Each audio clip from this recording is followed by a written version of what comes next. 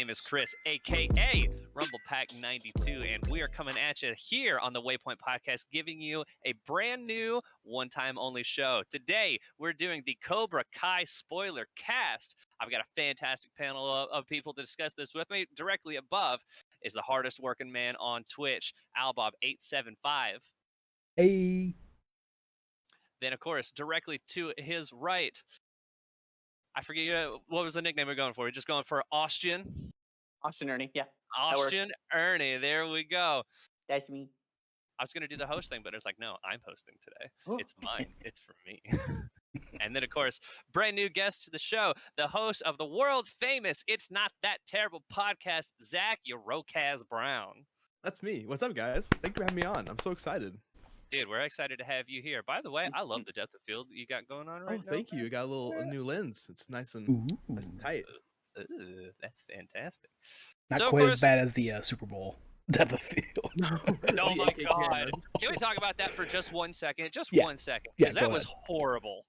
Literally, they moved an inch. It was always on Brady, like every single time, and he'd take one step off, and then you'd see the entire focus shift. It was unbelievable. It was like they forgot to turn the autofocus off or something.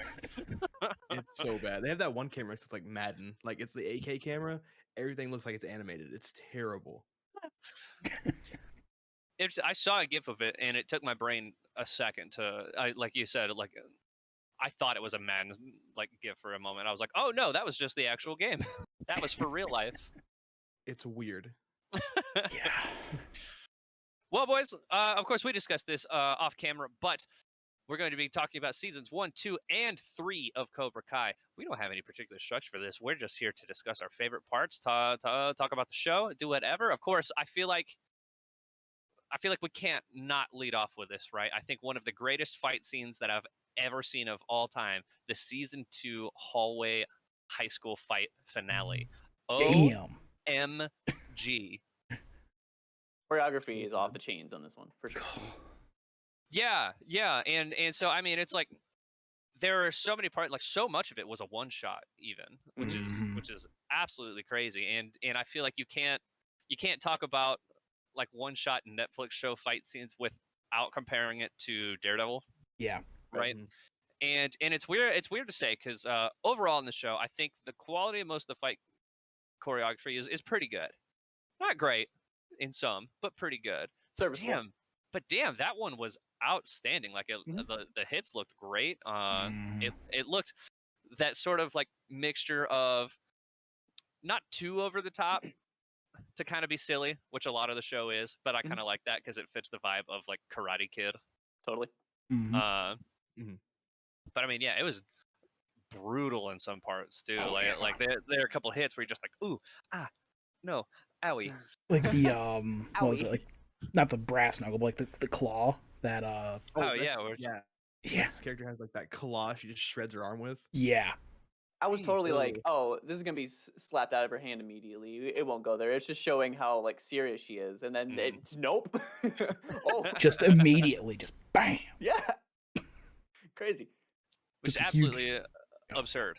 But I mean, a great way to raise the stakes in a show that's about karate. Yeah. You know, Oh yeah. Where at that point in the show, the majority of those characters are very talented. It's not, you don't know whether it's really going to go one way or the other, and it's like, well, how do we level that up a bit? And they're like, aha, weapons, Wolverine hands. Just mortal danger. That's how we'll do it. It's like, hey, what if one of the kids almost dies? One? I was just gonna say one. Yeah, a few of them. To be fair. One of them ends up paralyzed. That's how we're gonna end the season. You know what? I mean, forget it. If we're gonna bring that up, can we talk about the one bad part about that finale? And it's Absolutely. him falling. Yeah, that shot looked awful. I thought.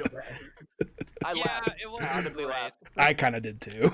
when it goes from him going over the rail and then the him actually falling for so long. It's like he's falling for like 30 seconds. It's like exactly. It's like but less of a story. But then when it changes shots and the impact on the rail, yeah, that's what I was gonna get at. Oh my god! The saving grace of that shot is like the actual impact, as you put it, and then just bah, bah, and then you look at him and he's like beat to a pulp, and it's like, oh my god, is he dead? It was brutal. I was like, dead. he's dead. He's done. Show end. I Surprise. was like, yeah, he ain't getting up Credits. from that. And spoilers, he kind of did. Which is a Took him a whole while. other topic. That's a whole other topic. Yeah. So I had to open with that. I feel like Oh, for that's sure. obviously the scene that we're the most jazzed about. I do think it is legitimately just one of the coolest. Like, if I had to put like on-screen karate fights like into its own category, I probably would, and I would put that one up damn near up near the top. That was like some like Jackie Chan drunken master level shit, you know. Mm-hmm. To kind of dial it back, I do want to talk a little bit about and focus at the start of the show a little more on season 1, just because I think that's kind of where, I mean, obviously it's where it got to start. It was this I think it started out as a YouTube Red special, right? Premiered, yeah. Yeah, the YouTube show.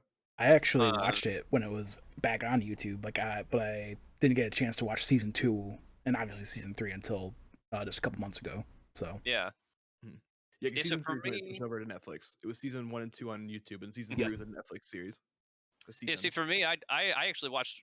I didn't start watching until all 3 of them were on Netflix. Like that, this was my first time going through it. I'd heard lots and lots of very good things when season 1 came out, and I had YouTube Red. It was just one of those things where I just never really got around to watching it, and now I really wish I had, and I could have been part of that conversation a lot sooner. Yeah. And the length of the episodes are great. Like, it's super bingeable. Oh, it's so good. It's perfectly. So good. They're all within that sort of like 30 to 45 minutes long, and it's just excellent. Oh yeah, when I started watching it, because it was like right after season 3 dropped, and there was just so much buzz around it, I was like, you know what, I'm finally gonna sit down and watch this show, and so I was just like awake at like 8 a.m. on a Saturday morning for some reason, and Bray and I were just sitting in the living room. I was like, you know what, let's just start watching this shit, and then we went through the entire season 1 in one sitting. Like it was. We were hooked, dude. Like we're like from the very beginning, we were hooked. Now, have you guys seen? You guys have seen the Karate Kid movies, or at least the first one? I've seen the first one, and I've seen the remake. Okay, yep, I'm right there with you. I've seen most of them, but if you ask me what happens in anything except the first one, I couldn't tell you. That's kind of where I'm at. Yeah, I've seen all of them.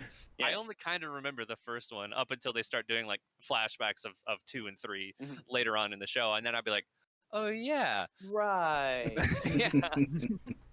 So season 1 did, especially when it came out, kind of what I call the Force Awakens effect, to where they're like, hey, we're bringing back this old thing, and we're very much going to base a lot of the events off of the source material that it's pulled off of. I say that because Force Awakens is very similar to A New Hope, but different enough that still very good. Lots of new characters coming in to kind of take the mantle from the old ones, and I mean it's kind of weird how many parallels there are between like season 1 of Cobra Kai and The Force Awakens, or any other 80s reboot that we've seen over the last few years. But it's almost like Cobra Kai does a little better. If you were to ask me, coming as a huge Star Wars fan, I think they did a very, very good job of keeping the original characters present, which is something that I really like and relevant to the story, while also giving a big focus on the new blood, you know, the kids coming up, which was excellent. I agree. I think it's just a formula where there's good and there's bad, but it's the gray area in between where the moments shine, and it's that formula for me. So, and it works. Oh yeah. Something I'd also love to give a shout out to was going into it is like I did not know that Johnny had a son. And so you get to like that episode 2, episode 3 when they first introduced him, and that again, that whole dynamic of him being there but kind of training with the enemy was all very, very cool, and I like that a lot. And shout out to his very bad haircut in season 3. I was upset that he cut his hair. Bad. Yeah. It's bad in both ways are bad. I'll be honest. Before the haircut, Robbie was that kid that is so goddamn cool that you hate him. Oh yeah. Can anyone else? Anyone? Just me? Yeah, I get that. Yeah. I like the character in general, but I agree. And that like late 90s like boy band haircut did not help him in any way. I saw him and I was like, oh my god, he looks like he's out of like the Mighty Morphin Power Rangers. Oh my gosh, yes. Yeah, that is. Like you can't tell me that his hair isn't just like the most '90s ass thing in this whole show. Like it's so hilariously old school, and I love it. That transformation that Eli to Hawk did. Oh, you know, that's some Saturday cartoon stuff right there. Yeah, I wish he's bad. Give him a mohawk. And you know what? Let's talk about Hawk for a minute. Let's talk about Hawk for a minute because I love that character. Oh yeah, like fantastic character, and I mean, yeah, it's sort of that stereotypical thing of like nerd picked on for his looks and his interests his whole life, and then I mean, you know, the lip meets Johnny and does a complete 180, cuts his hair, shaves it to a mohawk, gets a tattoo on his back. Oh my God, oh, it's his back, right? It's his back, yeah, because he can make his wings flap. Gotcha. It turns into a huge badass, and I loved that transformation in season 1. Like specifically, I loved his character in season 1 before he was a huge dick. Yeah. Yeah, because that turn is rough. And it was instant. Yeah, like, both times. Like season 2 starts, and he's just an insufferable douchebag. Mm-hmm. I will say though that that is more believable than the turn back, which we can get to later. But I believe like the way the plot went with him and his character, I believe that a lot more, that he would turn into a douche at that moment rather than him just being like, I'm back, I'm good again. And it's just, oh, okay. Well, that kind of goes along with the big reveal of at the end of season 1 that well, what's his name? I've just had a huge brain fart. Kreese, yeah. Like he's back. Like, you know, not being the biggest Karate Kid fan, but knowing that was like, oh my gosh, that was huge. I'll be honest, I didn't know that actor was alive. Same. I didn't either. Yeah, I thought he was long gone. He showed up and I went, holy shit, he's alive. No, literally, my dad, like, I'm pretty sure my dad said, isn't he dead? Like, I was telling him I was watching this, and I'm like, okay, I just assumed that he was dead. So yeah, same thing. Like, because I knew the guy that played Mr. Miyagi was like, that's long gone. Yeah, he was long gone. But I had no idea that the guy that played John Kreese was still around, and I was like, was Karate Kid his last role? What's he been up to lately? Talking about dead actors, I want to mention the his buddy who comes back, or the guy from Cobra Kai who comes back to hang out with Johnny, and then dies in the show, and the credits fade, and it's like the guy really died. And dies in real life. I want to know how creative the episode went, where they're just like, yeah, we're gonna kill you off, and then you're like, the guy's like, okay, I have a terminal illness anyways, like, can we not lean into me dying for the show? Yeah. Like, nah, we're gonna kill you anyways. That was a good episode, though. It was a great episode. But that bar fight. He's really dead. I assume it's like something he like asked for. Yeah, like, that's the only way I could see him being okay with it is if it was like his idea. Yeah.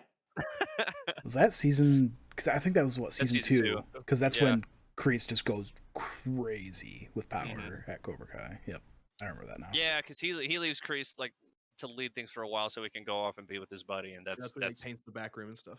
Yeah. Okay. Yep. That's when the downhill roll starts. But I mean, also again, shout out.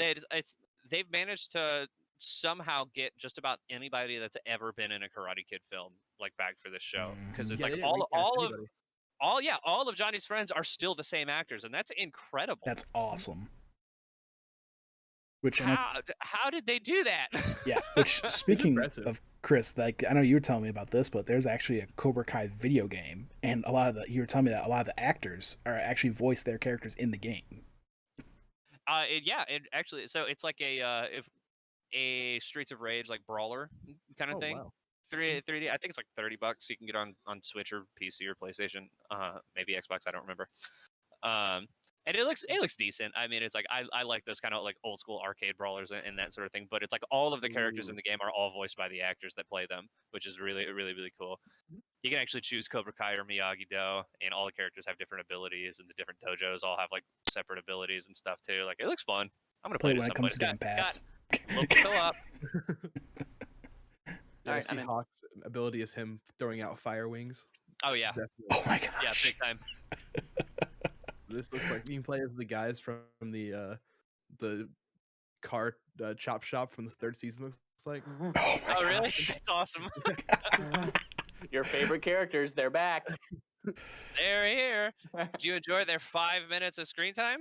When they get their asses kicked. by two grown men.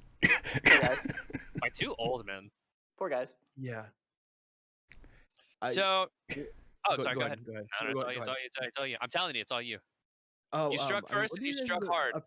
What is your opinion on the fact that they take Daniel from being like a villain in season 1 to now being like he's the main character season 3? Like they try to say Johnny's the main character season 3, but season 3 is like all Daniel focused. It felt like besides the kids. Yeah, it was super. Like, there was not a lot of Johnny in season 3. No, not a huge fan of that. I'll be honest.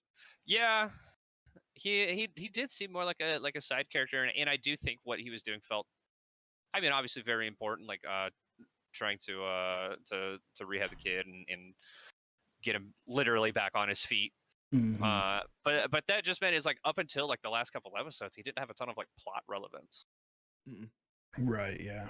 I think they were just going for fanfare on that one. They realized that this is kind of what people want to see, whether or not it works like thematically with what they're going for.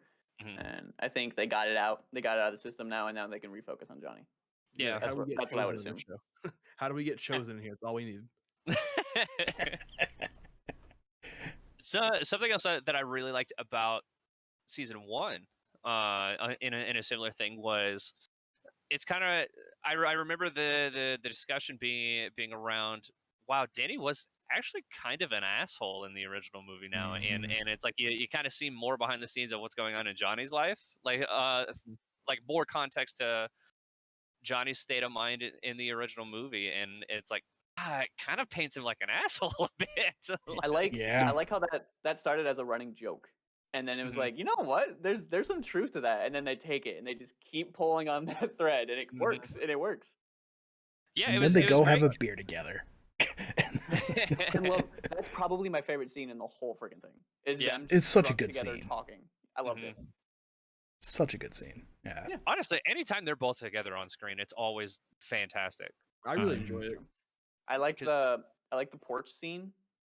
I think it's season 2. Is it, or is it season 3? When Johnny goes to his house? Yeah. And his wife, Amanda.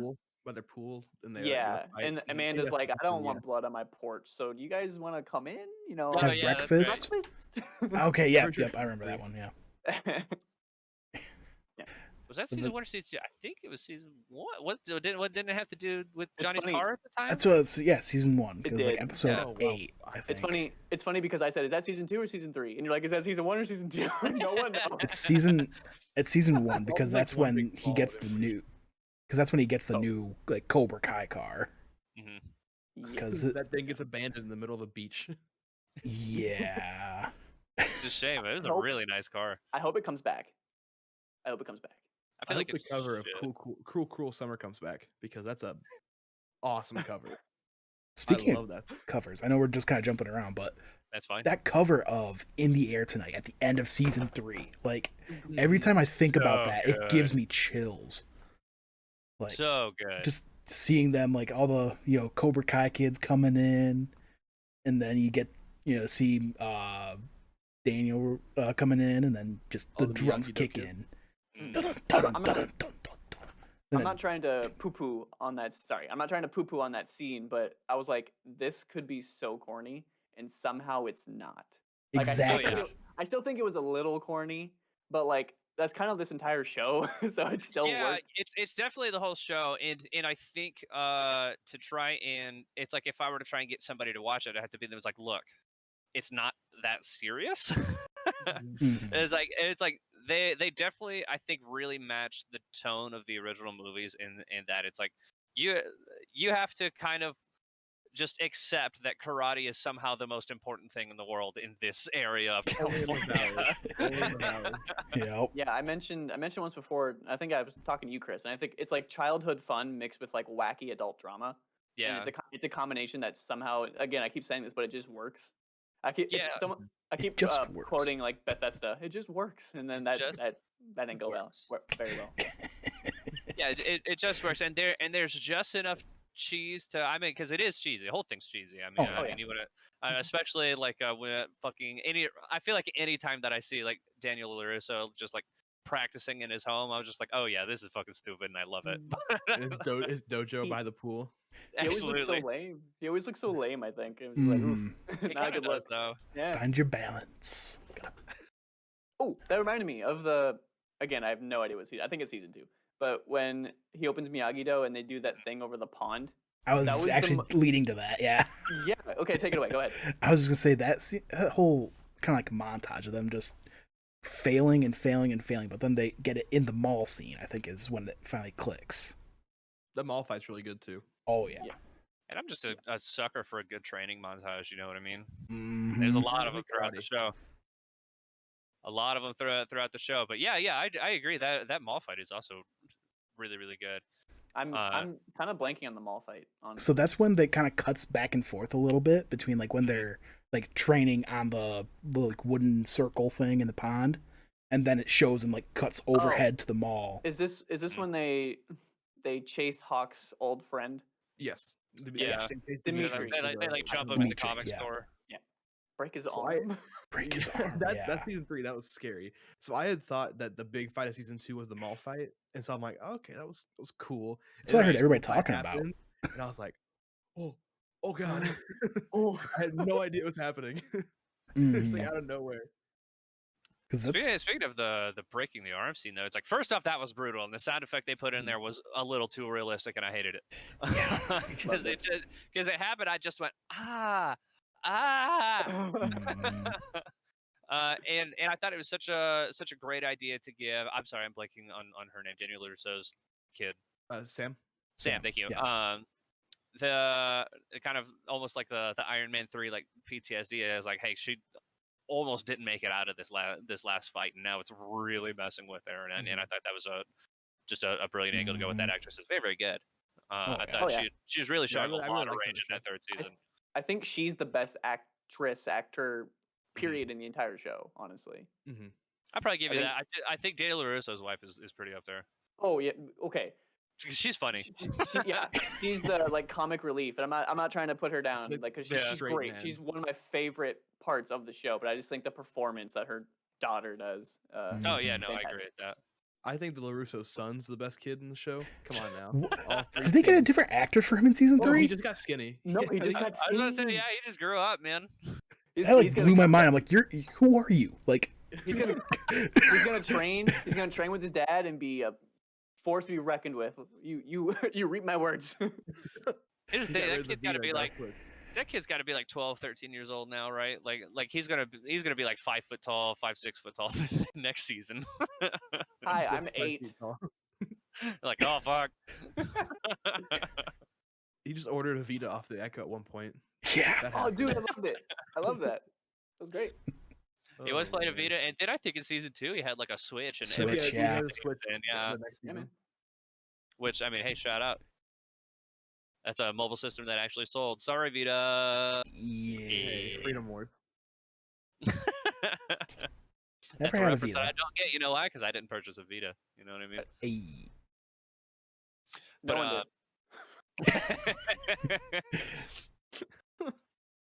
But I did want to go back to one. I mean, Hawk like breaking Dimitri's arm was brutal, and then I really like that he's turned around again. But I did not like the scene in which he makes the turn because it's such a fast 180. It was almost, I mean, to keep giving it Star Wars allegories, it was like watching Anakin fall to the dark side in reverse, to where he's just like, I'm good, now I'm bad. To where he's like, I'm bad, oh, I'm good again. I loved it. I think they definitely tried to set it up a little bit, because you saw there were like 1 or 2 scenes of him kind of starting to doubt Kreese a little bit.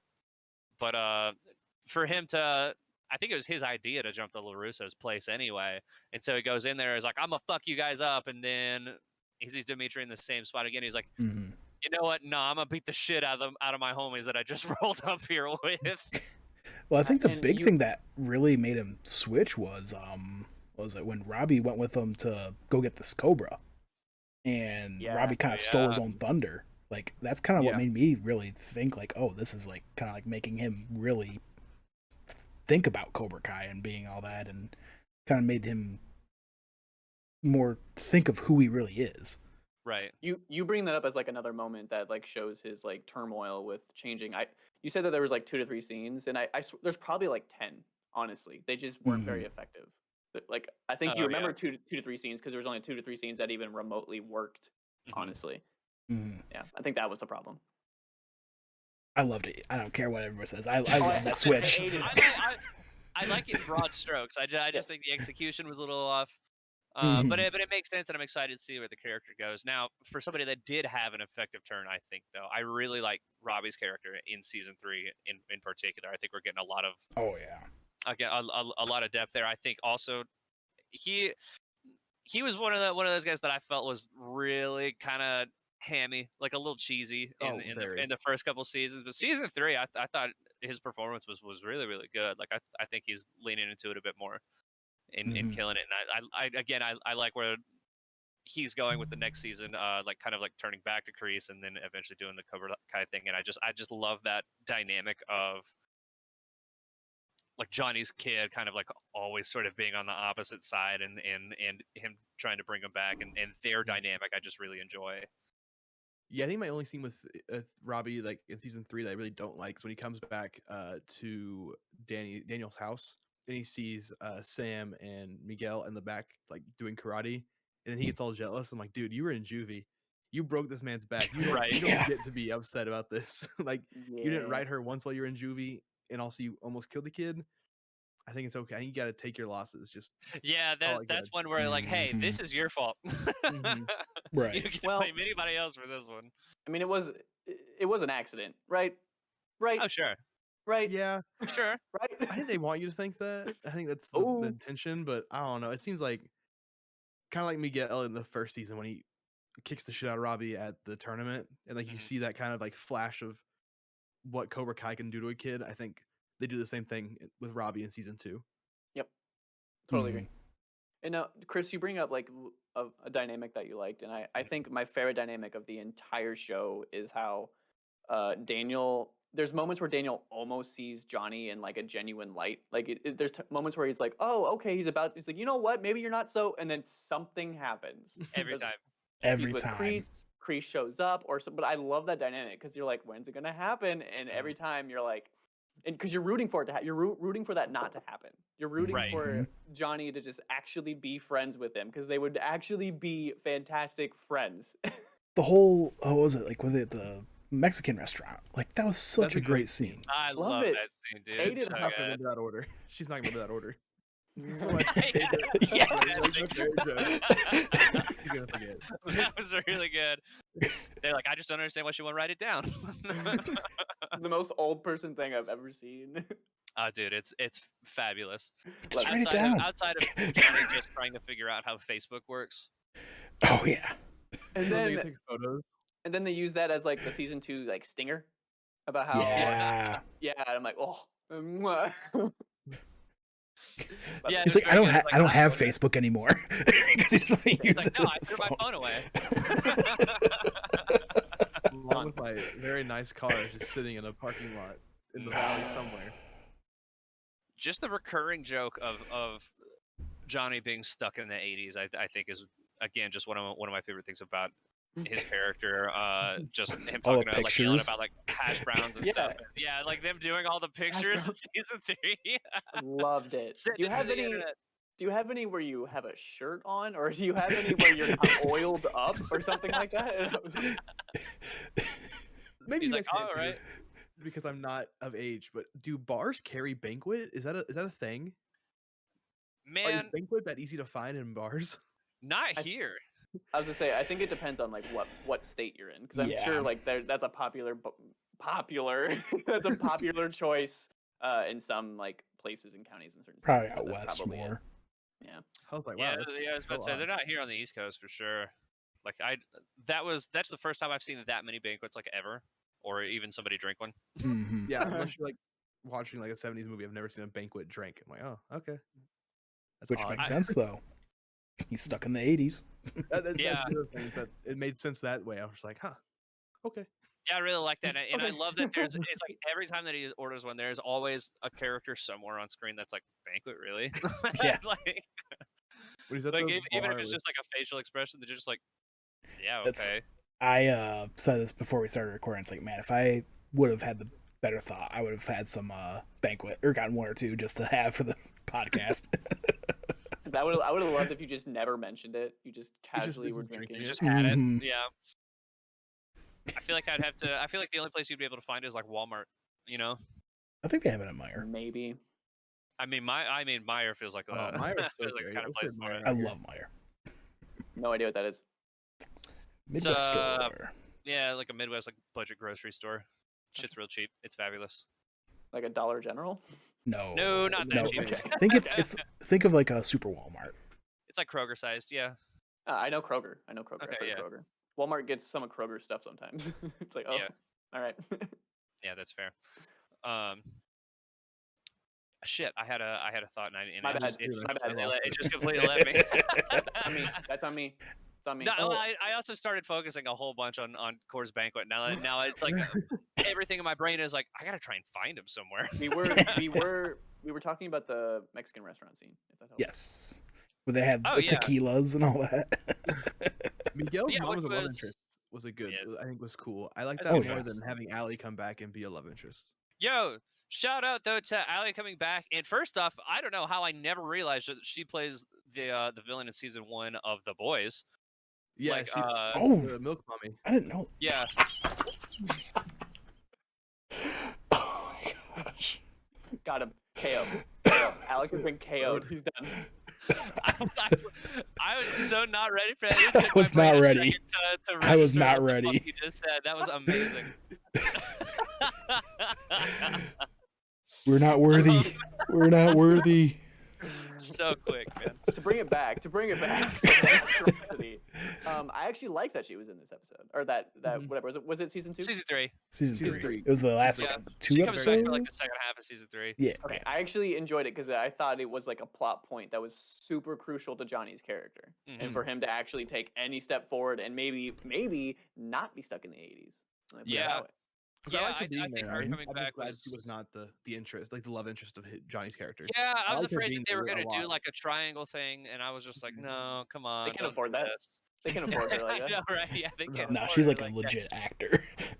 Yeah, she showed up, and I was just like, wait, what the fuck? And then I went like looked it up on IMDb. I was like, oh my god, I had no idea. I had no idea she was Allie.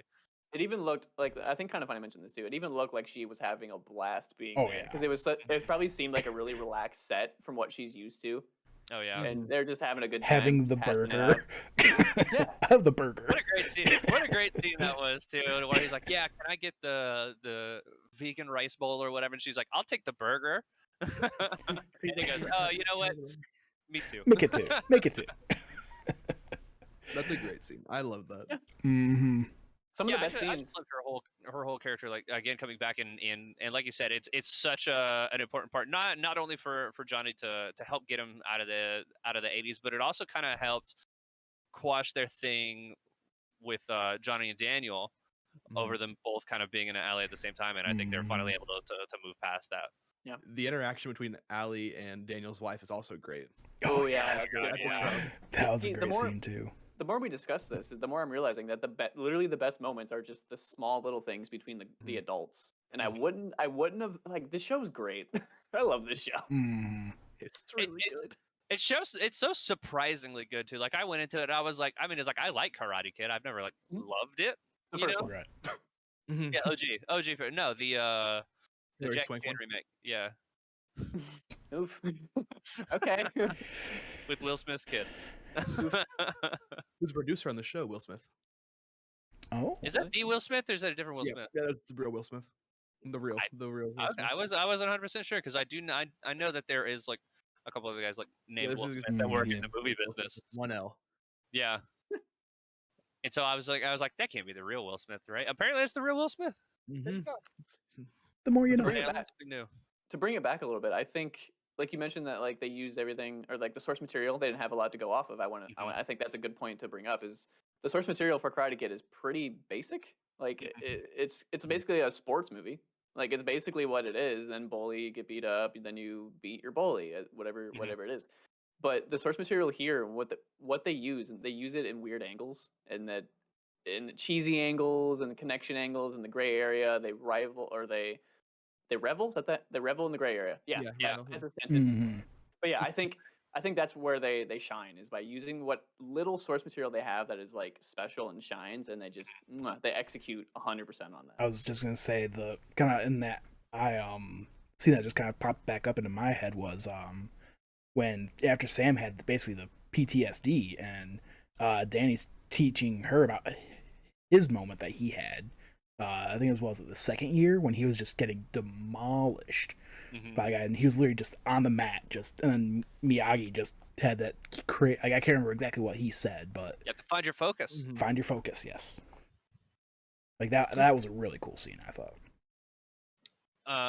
Yeah, and to kind of piggyback off that is they do such a great job with adding or looking at the source material with new perspectives that I really like, because again, I mean, it's kind of that shout out to that general conversation a lot of people had when season 1 dropped, to where it's like now that we're finally seeing so many of the events from the first movie from Johnny's perspective rather than Daniel's. I mean, it's like everyone kind of had that ratio. It was like, wow, Daniel was kind of a dick.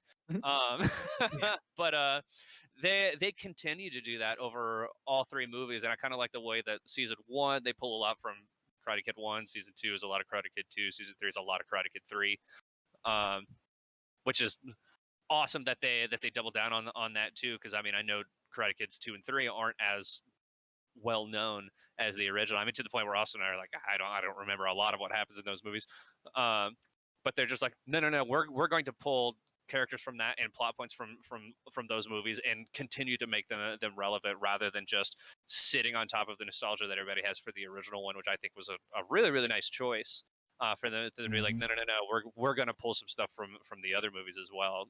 Whereas, I mean, they could have just, made it the end of every season, they go back to the All Valley and recreate that over and over again, and they decided to do something different every season, and I appreciate that. I think that's part of what keeps it fresh. Yeah. Big time applause for sure. Yeah. Yeah. But I mean, go ahead. No, go ahead. I was about to say, but I mean, I also don't think people would have been as into the show if they also didn't in the first season go back to the All Valley. Like I feel like that was something that needed to have happened. Yeah, absolutely. And then talking about how there's not a whole lot of source material, the way they take that and kind of create a history with the show, like how they have the flashbacks with Kreese, it ends up being Terry Silvers through all season 3 is great. In fact, they're building up now to where Karate Kid 3 bleeds into season 3, but also is going to become more season 4 with him bringing Silvers back is exciting. But I think it's just the fact that they're like, yeah, these 3 movies are pretty, boilerplate, not a whole lot goes on. And they're like, but you know what? We're going to give our main villain like a Vietnam War backstory. That just gonna say, like, how have we not talked about that? The whole true, Vietnam arc. Like that entire flashback arc in the 3rd season is great. I think it doesn't make you feel good for him, but it's like, oh, his girlfriend dies in a car crash, and they don't tell him until he's about to die, and it's like, oh, Kreese messed up for a reason. Messed up. Plus, I mean, Vietnam was fucked anyway. Just that whole thing was spectacular. And I mean, yeah, it's you still don't really feel great about Kreese even past that. But I wouldn't necessarily call him sympathetic. Oh no. Because he still continues to chooses to be still an asshole. He constantly is given plenty of times where he can divert away from that, and he super does not. But I do think it at least gives us a better understanding of his mindset, which I guess I wasn't expecting from it. I was like, oh yeah, bad guy's a bad guy. There you go. It's an 80s property. Like, what do you want? And they went out of their way to give him a bit more depth, which I really liked. And those Vietnam flashbacks were pretty rough too. Really good. Yeah. They're really good. Like I just thought that they to make a character like Kreese even remotely endearing. Which they don't get me wrong, but for that moment you question it. When he actually does the thing where I don't remember what the guy's name was, but like his commanding officer or whatever. Yeah. When he actually like kills him, pretty much. Like I was like, yeah, fuck that guy. Oh yeah, whatever. I was like, yeah, fuck this dude. Did anybody else? No, go ahead. I was just gonna say, did anybody else when they first go back to the diner think that the guy in the football jersey was Kreese? I thought it was. That's his son. That's Kreese's son. Like yeah, in real life. That was. Yeah. I didn't learn that till watching the Kind of Funny thing, but yeah, that was really cool. To I actually knew that because it's there's some weird thing in the credits where they like bolded that or something. I don't remember really? what it was. Yeah, they did some weird thing. That's cool. Let's talk about the cast. The girl who was in the first 2 seasons, and then season 3, they're like, oh yeah, she left. Oh What? yeah, Aisha, I think. Yeah, Aisha's character. Yeah. I don't know what happened there, but I heard it wasn't good. Oh, that's unfortunate. Yeah. Oh 'Cause they're just really? like, oh, yeah, she's gone. Yeah. Oh. Yeah. They wrote her out because like something happened or jeez. or something didn't happen. Again, probably need to Google this and Google Google it, but Google. But yeah, just something bad or something right wasn't done. Some on those lines. That's a shame too because I really liked her character. Yeah. Yeah. Especially season 1 where she helped whip the new recruits into shape. Oh yeah. By punching them in the face because they're all flinching. That was excellent. Yeah. Shout out to the front Reggie as well. Oh yeah. Front Reggie scene. I thought you said Reggie, and I was like, You're like, I don't know who that is. Who's front Reggie? can you? Yeah, they call me Front Reggie. Like, what's up? That would be a name. That would be a name that Johnny gives to someone, though. Just saying. It's front Wedgie. Oh yeah. Front Reggie, though. If his name was Reggie, he'd be like, "Come on, Front Wedgie," and they'd be like, "My name's Reggie," and he'd be like, "Front Reggie." Like Rhea, the worst nickname in the entire show. Oh my gosh. Come on, Rhea. It's gross. Oh, what about Paul Walter Hauser's Stingray in season 2? Because was gonna say I this. love that. Oh yeah. When I was gonna say when we were talking about the hallway fight scene, just seeing him come out and just yeah. Don't worry, I got this. Kicks some kid in the knee, throws him against the locker. I'm like, oh my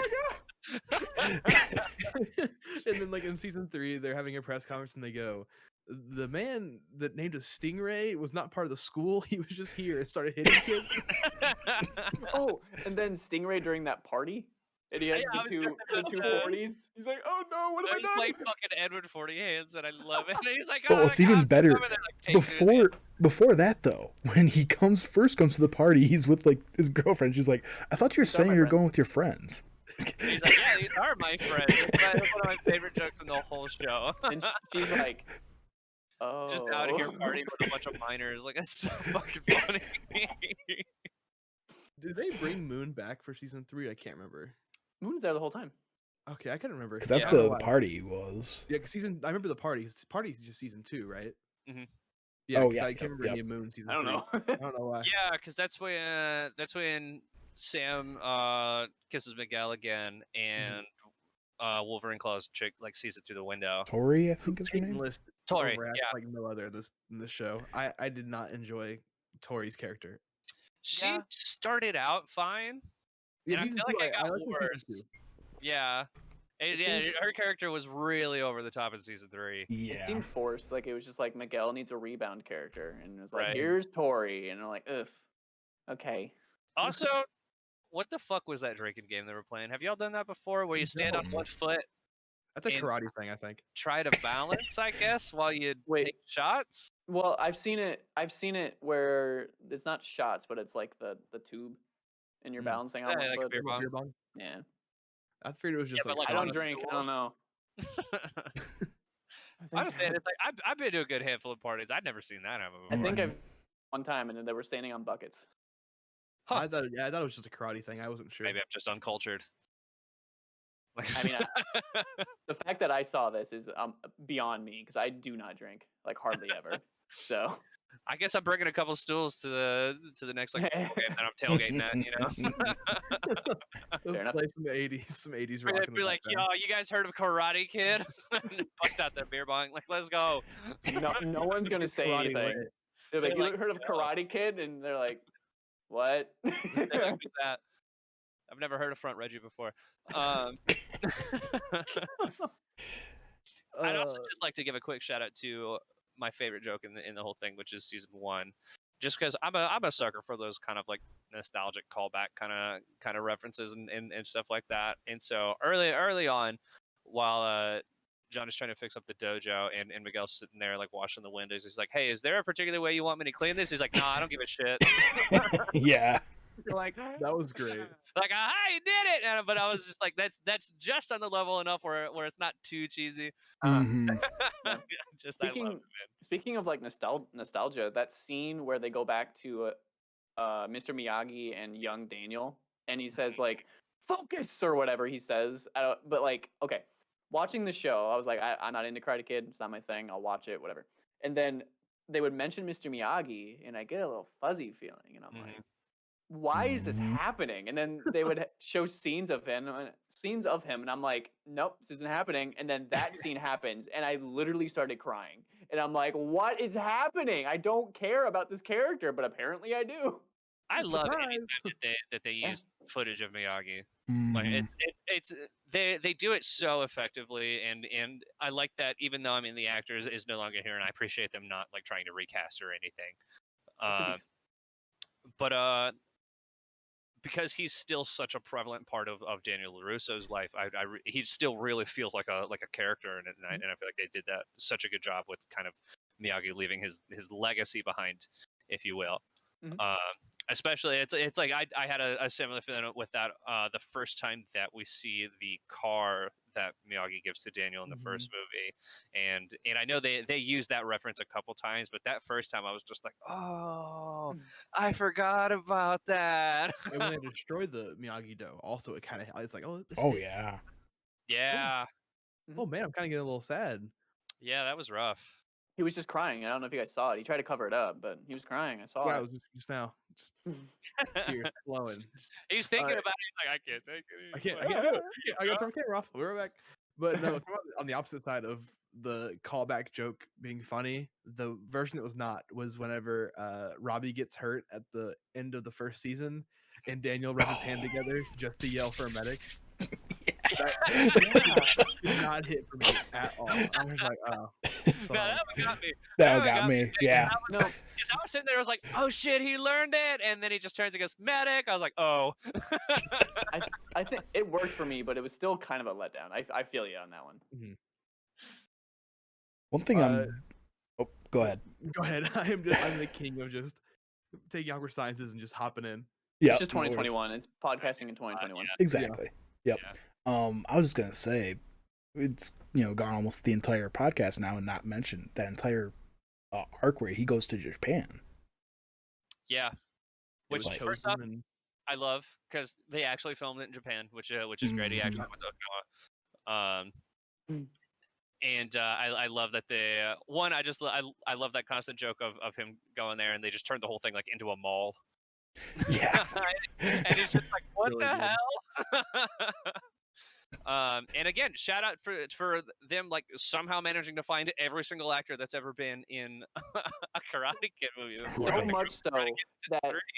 So much so that they had, I don't even remember her name. She might not even had a name. But it was the daughter or the child that he saved from the hurricane or whatever. And I'm like, they got her? Like, okay.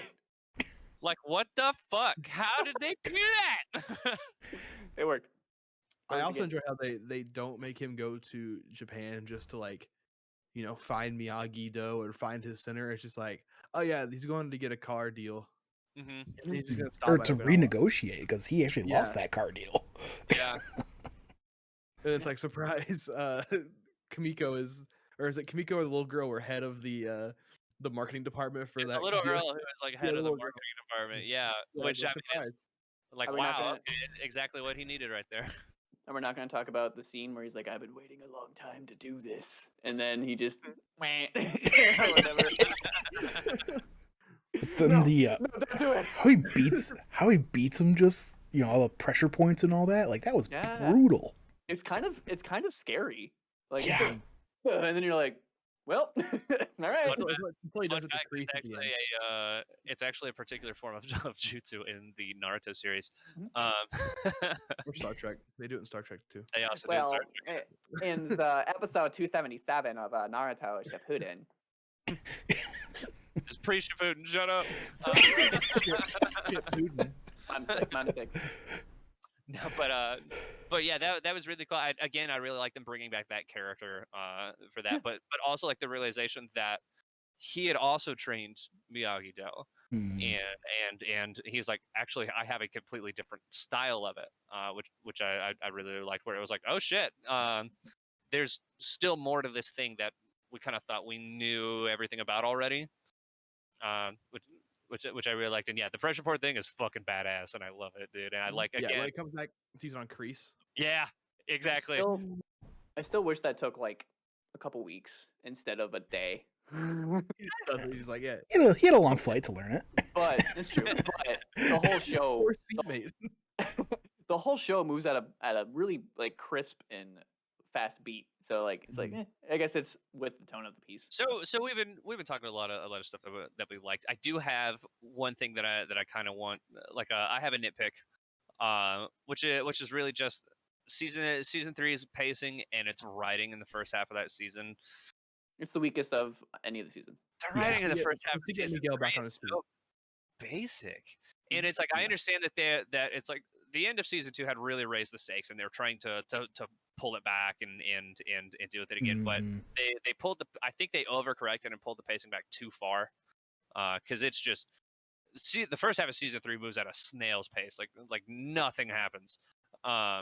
But then it's for whatever reason, it's almost like they switch writers halfway through the season, because like that first half, it's just every character is just kind of, all of their dialogue is just kind of the characters saying what they're thinking. There's no subtext to anything going on, and it was kind of weird shift after what I thought was really excellent writing in season 2.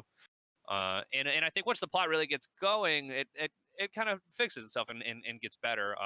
To like usually, I think I want to say around the point where Miguel gets out of the hospital, I think is really where the season starts to pick up. Yeah, once Miguel's back on his feet completely, it is full back into how it was at the end of season 2. But like before the magic of was it D Snyder? Before D Snyder brings Miguel back to his feet, it's not a whole lot. Yeah, shout out to that scene though, where they pretend that he's a Make-A-Wish kid so they can get into his concerts. D Snyder in a back room. Yeah. Gives I him want to a minor beer. Just fucking Johnny. I love him. I think it's funny that we mentioned Naruto, because this show basically is anime. In the short video that I made, I talk about how this show literally is anime.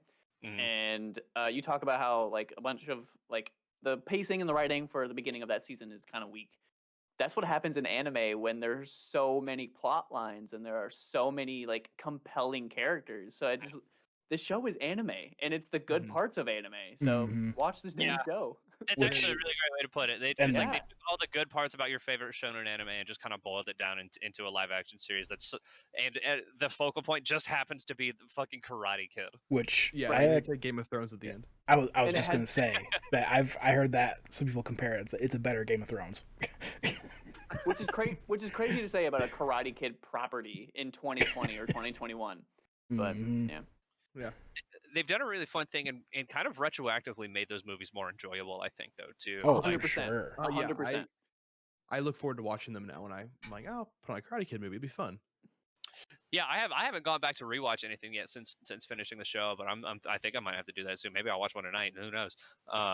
But it's like getting the additional context to what happened in a lot of those scenes, like through what we've learned in Cobra Kai. I mean, it's just like I don't think that was the intention of the show to be like, hey, we're gonna make the Karate Kid movies really, really good. It just kind of it was just almost like a weird side effect that I don't think anybody had planned on. But I mean, that's rad, and I love that. The show should have failed. The show should have never been. It should have never been greenlit. Like if whoever pitched this had to have pitched it. Like fun fact is the kid. What's his name that plays Daniel LaRusso? It was like his idea. Billy Zabka. Oh no, sure. No. That's Ralph Macchio. No, Ralph Macchio. Yeah. I was listening, but also trying to read at the same time, and it did not work. I would bet that he pitched this idea for a long time and to like Netflix before it came to Netflix, but like Netflix and Hulu, and they're like, no, no. And then YouTube Red's like, hey, come on. All we have is a Paul Brothers series. Please give us something. Yeah. And I mean that was one of the first things that YouTube Red put out that I was even like legitimately interested in looking at Same. all, though, too, because you had that weird like murder mystery thing they had going on or whatever. Oh yeah. I don't remember who did it. You had, I mean, it's just. Matt Pat had a pretty good series. Matt Pat had a series. That was pretty good. That was about the only other thing. To be fair, I didn't care about this at all until like season 2 wrapped, and they're like, this show is amazing. I just kept hearing good things about this show. Like I still, even after I heard good things about season 1, I was like, it won't last. Like do you know what this show is? Come on, like there's no way. And then lo and behold, here we are having a spoiler cast. The fact that it worked as well and worked enough to get picked up by Netflix is wild. Because they're I think it's like they're producing the show next season. Everything they're adding that big boy budget to it. Like, I just want it to hurry up because season 3's ending I thought was the penultimate episode, so I was so ready for one more episode, the finale, and I was like, oh, it's over. I have no more. I'm so sad now. Now it's my understanding. I think season 4 is supposed to be the last one. Honestly, I'm kind of okay with that. Yeah, I am cool with it. I'd rather they ended on a good note than Game of Thrones themselves. It's true. Yeah. But Priest dying. They just murder Kreese and the show's over. Just have some rando come up with a gun. Just, bah! Credits. Anyway, I hope you enjoyed that. Let's say one more thing I just kind of thought Summer of. starts playing. Oh my gosh. Let's say one more thing I just wanted to quick bring up. Was the scene with like the city council when they're had like basically canceled the tournament, and then you have Sam and Miguel come together and give that rousing speech. Like, oh, that was such a cool moment, I thought. I don't know what the Valley's obsession with karate is, but okay.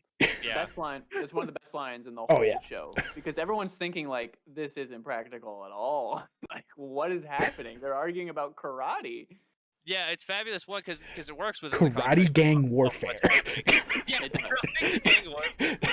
works because it works within the context of what's happening in the show, but also it's a little self-aware. It's like, why are you all so obsessed with karate? And it's just, I love that. Seriously, I think it's crazy that we literally never even see a police officer. I don't think.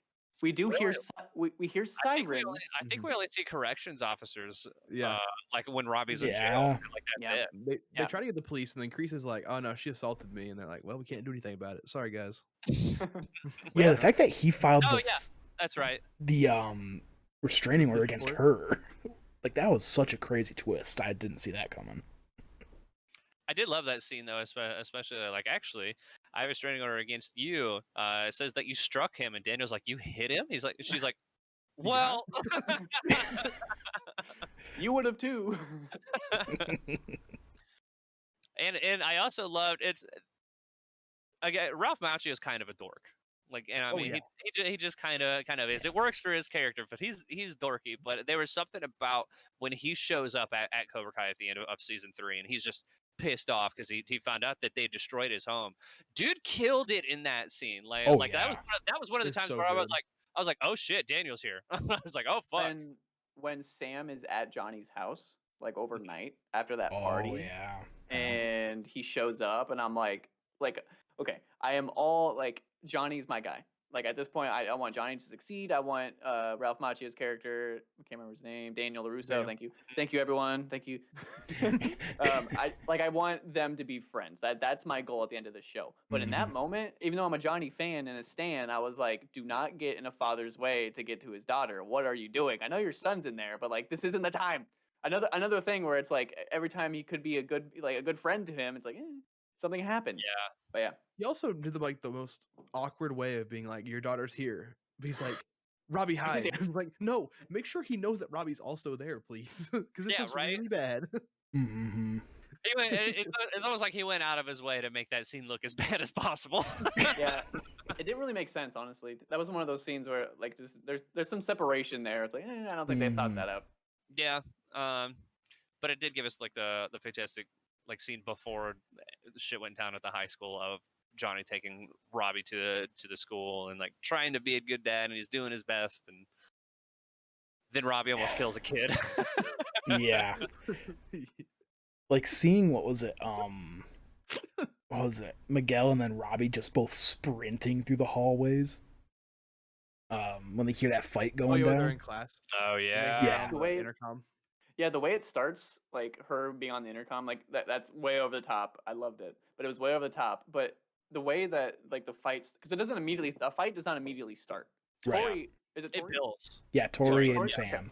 I'm so bad with names if you couldn't tell. But so Same. Tori It's all good. initially starts off with like fighting Sam, but the way that the fights organically start totally made sense to me. Like in this world, like I don't know, that could have been messed up so easily. Like they all just convene in one big circle, and then like they all magically, it could have gone wrong so easily. And I liked how the fights organically started and organically ended, and then moved throughout the school.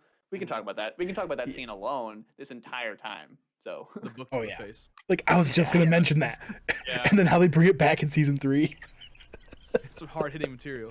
and then flashback. So good. I Cobra love it. Kai, good show. Yeah, excellent show. 10 out of 10. You should watch Go watch it.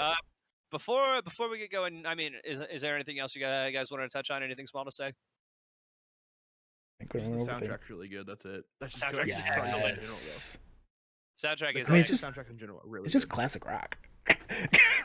yeah. I'm gonna give another shout out to Amanda. Yeah, but for me, it's like I want to give another shout out to Amanda, Daniel's wife. I know we gave her a shout out at the beginning of the show, but she Mhm. really is probably in my top 3 characters of the show. She brings probably the most effective, like important, like part and aspect to this show, which is like poking fun at it the entire time. Like we're not taking this seriously, relax. And she gives that, and then at the end of season 3, she's all in, and you're like, Oh, yeah. oh shit, Yes, Yeah. And yeah, she's and in. they do such a great job of like she's kind of playing the straight man like throughout the whole show, and then Love it. finally when it hits that tipping point, she's like, no, we gotta beat this dude's ass. Yeah. Then She- you're like, oh, She fuck. goes herself. Yeah. Yeah, once she- Sam is in danger, she kicks into gear. Yeah, she's the audience. That's why I love it. I love shows that have the audience in the show, where it's like Mhm. literally speaking. We are speaking through her. Love it. Yeah, I like that a lot. Yep. Well, ladies and gents, I believe that has been the Waypoint Podcast spoiler cast of Cobra Kai. Zach, thank you so much for coming on. Yeah, Al, it was a blast. thank you guys for having this. Of course, credit to Al. This was his idea. We'd been texting back and forth for a good while as we were both going through season 3, and then I was like, you know what? We should make a video on this. I went, yes, please. I have to talk about it. Yeah. And so, of course, if you haven't already, please, maybe drop us a little subscribe down there if you're watching this on podcast or on YouTube. Otherwise, we're available on podcast services everywhere else, Spotify, all that dumb fun stuff. We love you. Good night. Thank you so much.